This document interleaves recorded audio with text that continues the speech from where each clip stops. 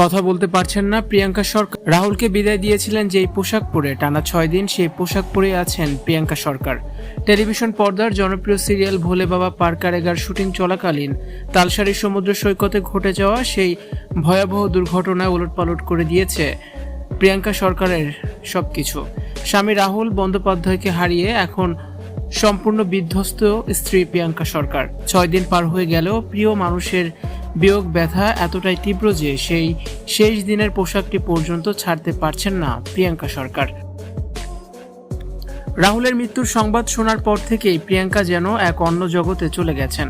স্বামীকে শেষ বিদায় জানানোর সময় যে পোশাক তিনি পরেছিলেন, গত 6 দিন ধরে সে একই পোশাকে আছেন প্রিয়াঙ্কা।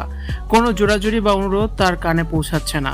শোকের ভারে তিনি কথা বলার শক্তিটুকু হারিয়ে ফেলেছেন। পরিবার ও বন্ধুদের কাছে তিনি এখন এক জীবন্ত পাথর। প্রিয়াঙ্কার পোশাক পরিবর্তন না করা এবং কথা না বলা নির্দেশ করে যে তিনি প্রচণ্ড ট্রমার মধ্যে দিয়ে যাচ্ছেন।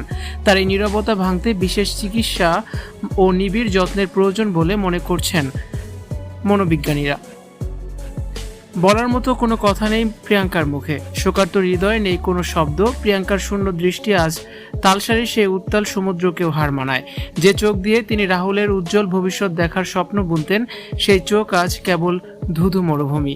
আর এই নিস্তব্ধতা আসলে এক প্রকার আর্তনাদ, যা কান দিয়ে নয়, কেবল হৃদয় দিয়ে অনুভব করা যায়। খাবার নেই, ঘুম নেই, প্রিয়াঙ্কা যেন একটি স্থির চিত্রের মতো এক জায়গায় বসে আছেন। প্রিয় মানুষের মৃত্যুর সংবাদ মানুষের মেরুদণ্ড কতটা ভেঙে দিতে পারে, প্রিয়াঙ্কা আজ তার করুণ উদাহরণ।